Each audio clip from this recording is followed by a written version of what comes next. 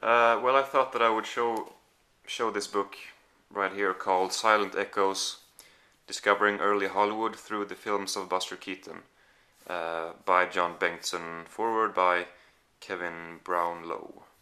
So a little dusty. Uh, I this one is it's about the sets where the places where Buster Keaton shot his movies, and it's a very elaborate and detailed sort of. I'm not sure if investigation is the right word, but the author John Bengtson has really put down a lot of job work into this, and he has gone through most of Buster Keaton's movies and even his shorts, and he has. I apologize if you can't see that well what it says, but I'll try to explain things. Anyway, he has you can see the list here of the content.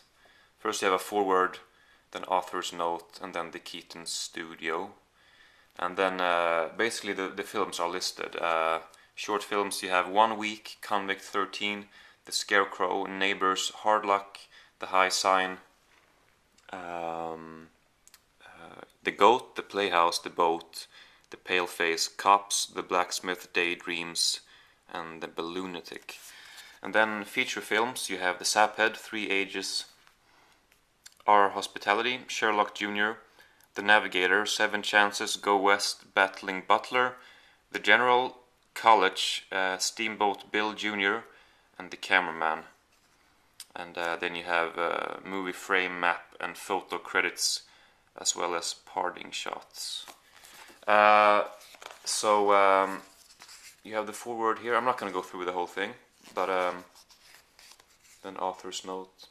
As you can see, it's a very big book, so it's kind of not too handy in all like situations. You kind of, it kind of demands of you to have a table and read it like this, because it's not the best book to sort of have in your lap and read, but it does work.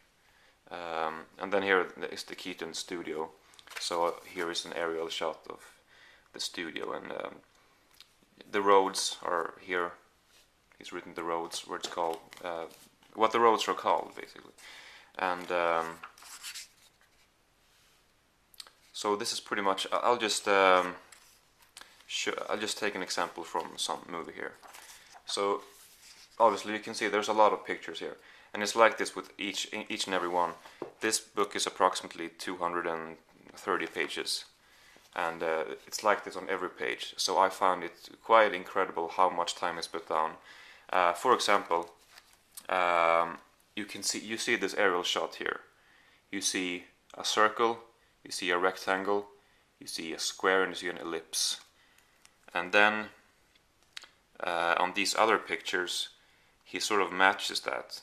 Well, I'm not sure if in this case it's matched, but usually he will put pictures next to it, and he will have a circle. For example, here in this circle, there's a roller coaster. So let's say he might have a picture of the roller coaster here from a different angle. So he will show things in different perspectives. I guess I could find an actual example of that. Right here.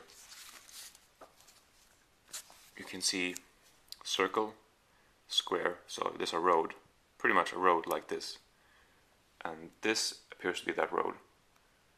So running like that, you have this right here. Then further further ahead, you have it.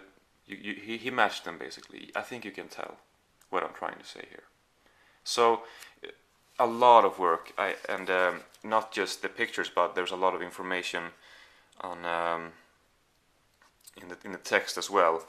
And I would say that probably if you are close to these places, you could probably use this book and find the places, because addresses are written down very sort of meticulously, and everything is done in that way as well. And there are this is basically it though, so it's a lot of the same thing. There's a lot of technical details, a lot of just where he shot it and how it looks.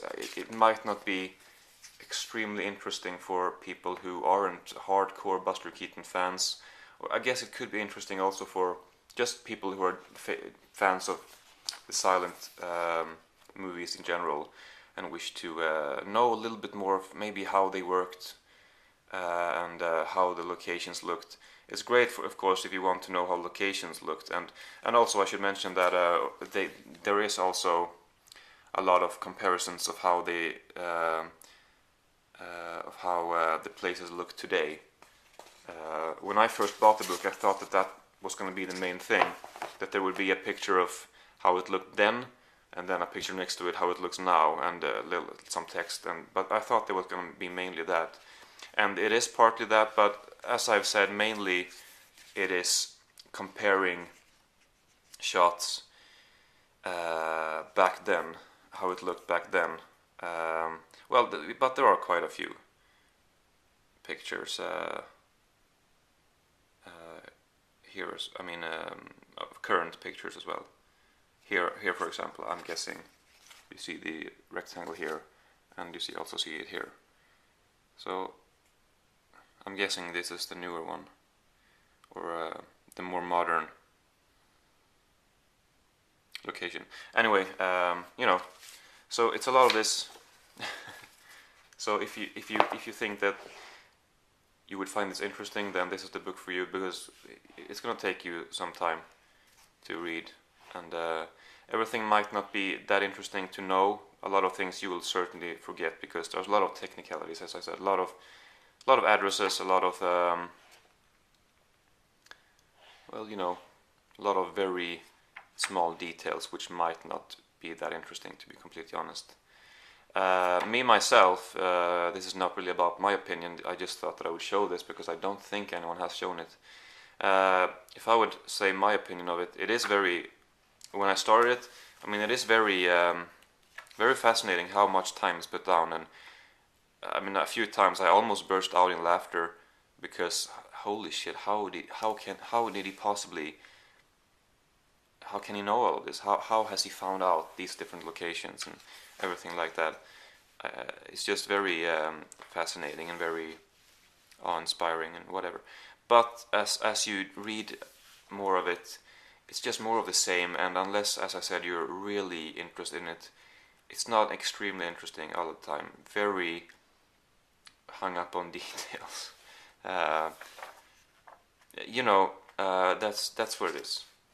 So hopefully you got sort of a sense of what this book is, and I'm sorry if you can't really tell what the pictures show, but I think you probably got a pretty good idea of what the book is.